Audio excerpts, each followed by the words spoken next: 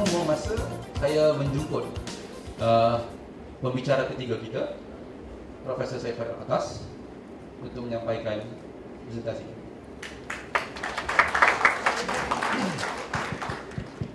Assalamualaikum warahmatullahi wabarakatuh. Saudara-saudari,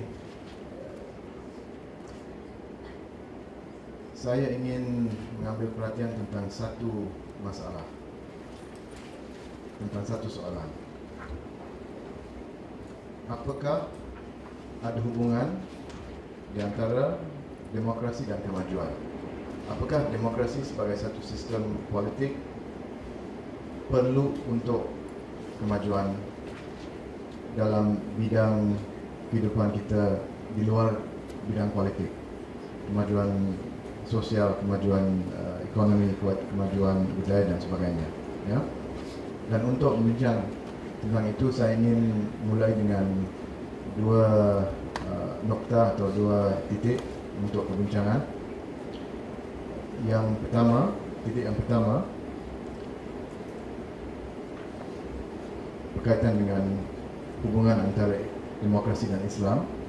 Kenyataan bahawa sistem demokrasi itu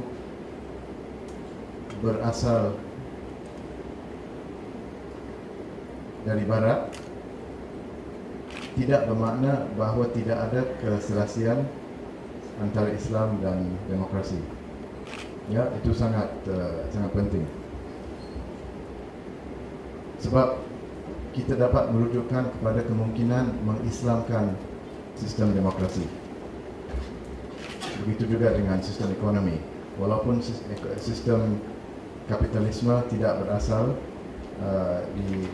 dalam di negeri Islam, dia berasal di Eropah, tetapi kita dapat mengislamkan sesuatu yang bukan Islam, termasuk sistem ekonomi, sistem politik dan sistem administrasi, sistem pentadbiran dan sebagainya.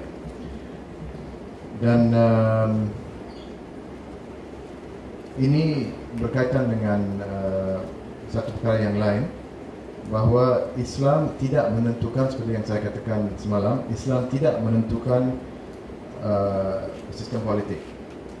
Islam tidak menentukan sistem politik, dan Islam adalah serasi dengan mana-mana sistem politik selagi beberapa syarat dipenuhi, ya, syarat-syarat yang berkaitan dengan kemajuan, dengan akhlak, dengan kesetaraan ekonomi dan sebagainya. Jadi Islam tidak menentukan sistem politik. Mana-mana sistem politik dapat diislamkan, ya, dan dapat diislamkan dalam arti kita mengubah suai sistem itu supaya ada keselasian antara Islam dan sistem politik itu. Itu titik pertama. Titik yang kedua, dan ini berkaitan dengan syarat demokrasi. Ada beberapa syarat untuk demokrasi.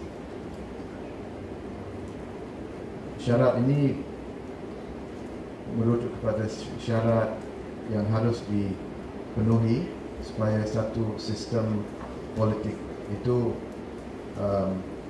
boleh dikatakan stabil, ya. Syarat yang pertama, sistem politik itu harus ada sokongan daripada kelas yang dominan dalam sistem politik itu. Harus ada sokongan daripada kelas yang dominan. Pada zaman sekarang ini, kelas yang dominan adalah kelas apa? Kelas apa? Bukan. Kelas yang paling berkuasa adalah kelas pemodal, kelas kapitalis. Betul? Ya.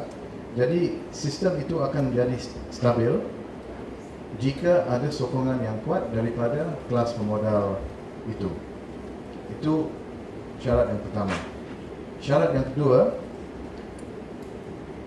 seharusnya ada perpaduan yang kuat di kalangan golongan elit, di kalangan elit yang menguasai negara itu, yang menguasai sistem politik. Mesti ada perpaduan ataupun elite cohesion, ya, perpaduan sosial antara elit-elit yang menguasai negara itu. Dan syarat yang ketiga, seharusnya syarat yang ketiga itu ketiadaan penentangan bersenjata daripada rakyat. Kalau kita bandingkan Indonesia dan Malaysia, ya, kalau kita merujuk pada sejarah perjuangan kemerdekaan di Indonesia dan di Malaysia, kita dapati bahawa ada perbezaan. Ketiga syarat itu dipenuhi dalam kes Malaysia pada zaman kemerdekaan dan tidak dipenuhi dalam kes Indonesia. Dalam kes Indonesia, kita dapat ada penentangan bersenjata menentang negara, ya, dan kita dapati bahawa tidak ada perpaduan elit yang menguasai negara selepas kemerdekaan daripada Belanda. Di golongan elit Indonesia, Republik Indonesia yang baru itu, ada yang menyokong negeri Islam, ada yang menyokong negeri kapitalis, ada yang lebih sehaluan dengan sistem sosialis atau komunis. Jadi tidak ada perpaduan di antara elit. Jadi lepas beberapa tahun, sistem politik itu diambil alih oleh golongan angkatan bersenjata, oleh golongan militer, ya.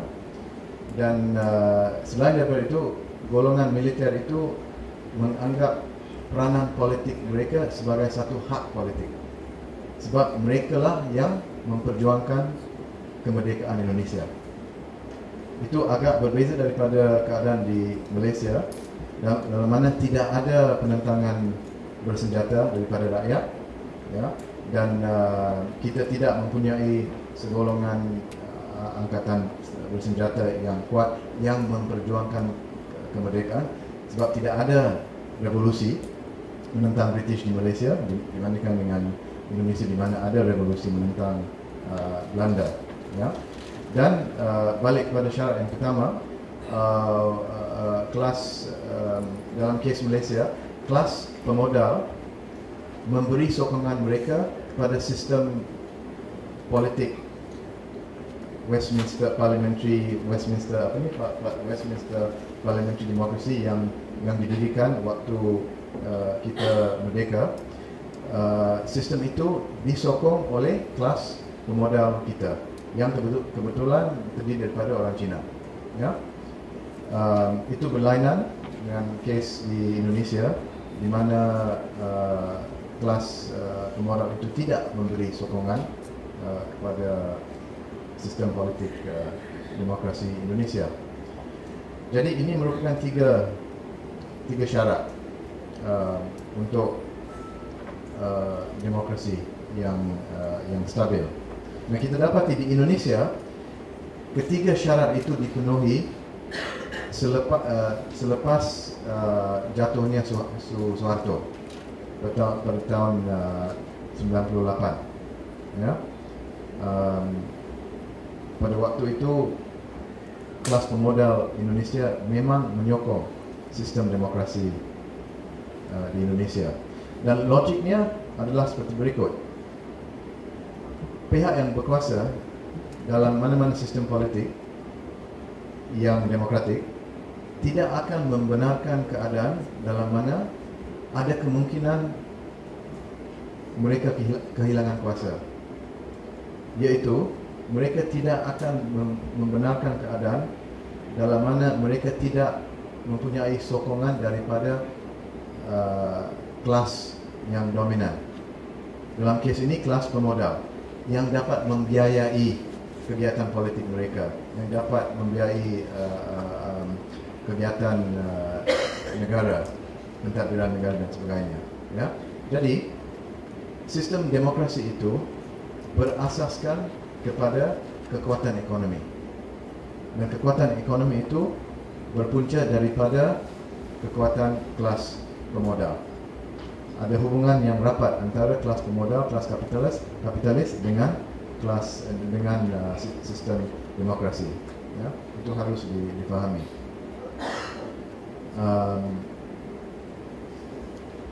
Jadi kita balik kepada masalah kita, yaitu apakah ada apa yang saya katakan tadi, hubungan antara kemajuan masyarakat dengan demokrasi. Ya, katakan dalam konteks Malaysia ini, kita tidak boleh harapkan ahli politik kita kemungkinan untuk mewujudkan satu sistem demokrasi yang kuat tak begitu baik. Tak ada harapan yang bagus untuk mendirikan satu sistem demokrasi yang lebih kuat daripada apa yang ada sekarang. Ya, katakan itu keadaan kita sekarang. Apakah kita memerlukan demokrasi untuk kemajuan? Saya ingin mencadangkan ataupun saya minta supaya kita mempertimbangkan kemungkinan bahawa demokrasi tidak perlu untuk kemajuan masyarakat. Sebab kalau kita merujuk kepada sejarah Islam, kita dapati banyak contoh dalam mana masyarakat maju walaupun dalam keadaan politik yang despotik, dalam keadaan penganiayaan politik dan sebagainya. Sebenarnya sebahagian besar daripada politik Islam zaman dulu merupakan politik yang despotik. Zaman Abbasiyah yang sering kali disebut sebagai zaman dalam istilah bahasa? Zaman keemasan Islam, Golden Age of Islam, zaman keemasan Islam. Dari segi politik, zaman itu memang bukan zaman emas. Ya, boleh dikatakan zaman emas? Kegelapan, ya, zaman kegelapan dari segi politik. Ya. Tapi sezaman dengan sewaktu dengan kegelapan itu ada banyak kemajuan dalam bidang yang lain. Ya. Dalam bidang kemajuan budaya, ilmu, kehidupan sosial dan sebagainya. Dan itu disebabkan oleh otonomi institusi-institusi sosial pada zaman itu. Otonomi institusi sosial daripada kekuasaan politik. Saya ingin beri satu contoh. Daripada institusi wakaf. Wakaf itu merupakan satu institusi yang agak bebas daripada kuasa politik. Ya? Pada zaman awal Islam, kurun kedua, ketiga, dalam mana beberapa institusi pendidikan telah didirikan. Ya? Institusi-institusi pendidikan ini didirikan melalui wakaf, seperti Jamiatul Azhar atau Jamiatul Zaituna di Tunis. Dan institusi-institusi pendidikan itu dinamakan kuliah. Ya, kuliah. Kuliah itu berarti, apa artinya kuliah? Apa arti kuliah? Ada saya nak coba. Apa? kulli, penyeluruhan. Kul itu berarti semua, kan? Sebab kuliah itu merupakan satu tempat di mana beberapa kegiatan dan beberapa institusi digabungkan. Tempat itu merangkumi beberapa kegiatan dan beberapa institusi seperti perpustakaan, tempat tidur asrama, tempat tidur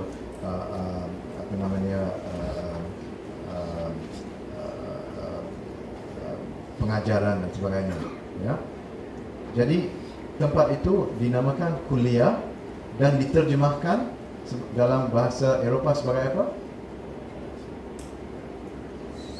Kuliah diterjemahkan sebagai university. Sebab kulli itu berarti universe, kan? Ya. Jadi kita salah terjemahkan sekarang sebab dalam universiti kita sekarang di negeri Islam, kuliah itu merupakan sebahagian daripada universiti. Sebenarnya kuliah itu sama dengan universiti, ya. Jadi pada zaman dulu kuliah itu didirikan melalui wakaf, dan yang mengajar dalam kuliah itu adalah syekh. Dia mengajar muridnya, dan waktu muridnya sudah siap, dia memberi apa kepada muridnya? Dia memberi izin kepada muridnya untuk membenarkan muridnya meriwayatkan apa yang dia telah belajar daripada syekhnya. Dan izin itu dinamakan ijazah, kan? Ijazah itu diterjemahkan dalam berbagai bahasa Eropah sebagai apa tu? Bukan degree, itu bahasa Inggeris. Tapi bahasa Eropah, bahasa Perancis, bahasa Itali, bahasa Latin, license, lisensia. License itu ijazah, permission, kan? Ya, itu diterjemahkan sebagai license. Jadi sistem pendidikan yang berasal, sistem pendidikan universiti yang berasal daripada negeri Islam telah diambil alih oleh orang Eropah. Dan apabila syekh itu merasa muridnya sudah siap untuk meriwayatkan apa yang dia telah belajar daripada syekh itu, dia menandakan itu dengan menaruh sarbannya atas kepala muridnya, atau taruh libasnya, jubahnya atas badannya. Itu merupakan asalnya seremoni convocation, ya, yang kita ingat berasal daripada Eropah, ya. Tapi ada satu perbezaan yang sangat penting di antara universiti atau kuliah di negeri Islam dan universiti yang ada di Eropah. Ini berkaitan dengan soal otonomi.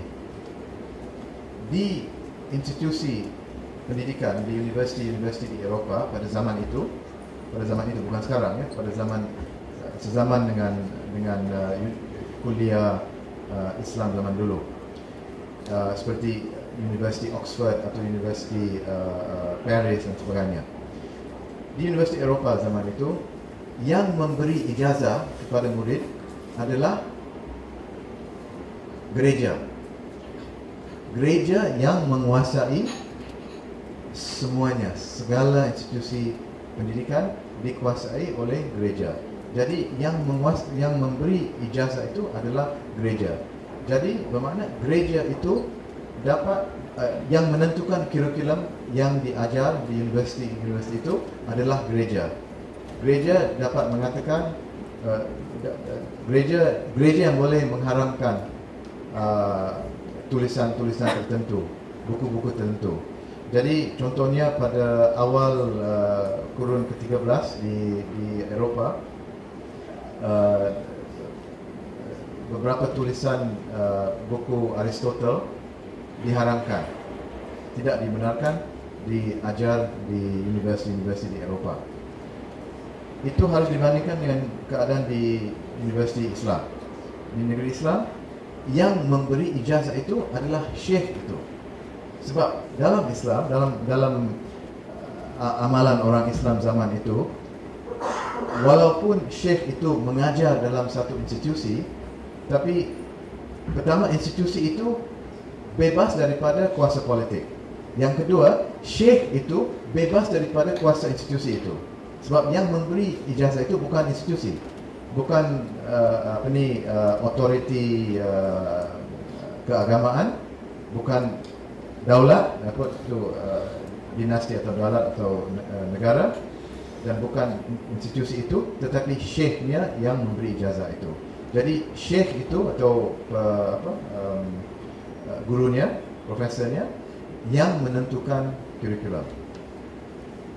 Jadi walaupun ada masalah politik, walaupun mereka hidup dalam keadaan despotik, tidak ada demokrasi dan sebagainya, tapi sistem pendidikan itu jalan.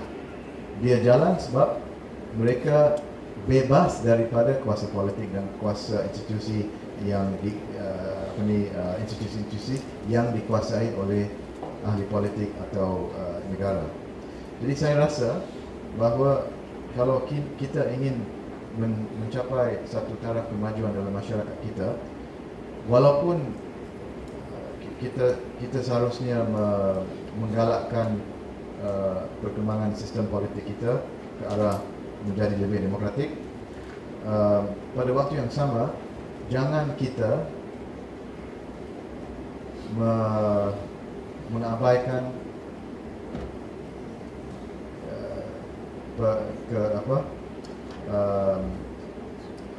masalah-masalah di luar lingkungan politik. Sebab ada kemungkinan bahawa kita tidak boleh harapkan ahli politik kita, walaupun politik tidak jalan, dalam bidang lain kita mau terus jalan. Ya, dan kalau ikut pengalaman orang Islam zaman dulu, mereka mendirikan banyak institusi, bukan saya hanya menggunakan universiti sebagai contoh, ya, tapi banyak institusi pada zaman itu yang bebas daripada kuasa politik. Itu berlainan daripada keadaan yang sekarang. Sekarang banyak institusi kita bergantung kepada politik. Hampir semua universiti kita bergantung kepada kuasa politik, didirikan oleh kuasa politik di bawah Kementerian Pendidikan dan sebagainya. Ya, yang tidak dikuasai oleh politik, dikuasai oleh ekonomi, kepentingan ekonomi atau kepentingan orang luar, universiti-universiti yang didirikan oleh orang asing atau universiti luar negeri. Jadi saya rasa ini yang harus ditegaskan, bahawa kita harus mendirikan institusi-institusi yang bebas daripada kuasa politik, kerana pada satu hari akan sampai waktu kita tidak boleh mengharapkan politik kita. Sekian, terima kasih. Waalaikumsalam.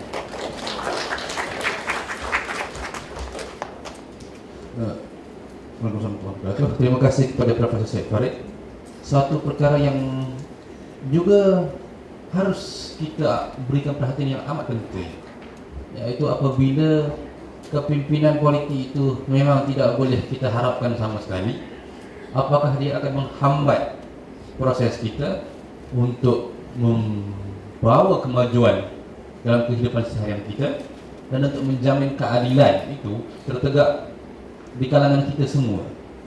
Jadi dalam presentasi daripada Prof. Syed Farid sebentar tadi, fokusnya antara lain telah menyentuh mengenai pertama,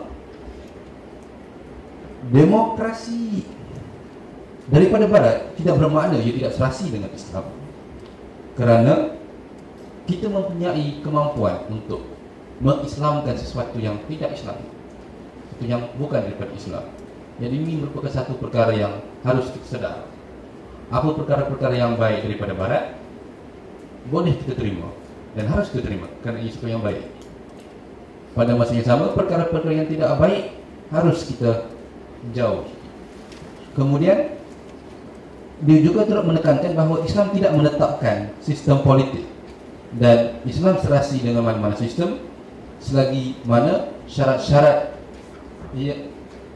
beberapa syarat harus dipenuhi untuk memastikan keserasiannya dengan Islam. Juga pada masa yang sama, Prof. Said Farid menyentuh bahawa demokrasi itu mempunyai beberapa syarat yang harus dipenuhi untuk menjadikan sistem itu stabil. Sebagai contoh, mesti ada sokongan daripada kelas yang dominan, harus ada perpaduan yang kuat di kalangan golongan elit, dan juga tidak wujudnya penentangan bersenjata dengan rakyat daripada rakyat. Kemudian diteruskan lagi dengan bagaimana kaitan kemajuan dan demokrasi. Contoh yang diberikan oleh Prof. Said Farid amat relevan juga dengan kita kerana ia sebahagian daripada sejarah kita sendiri.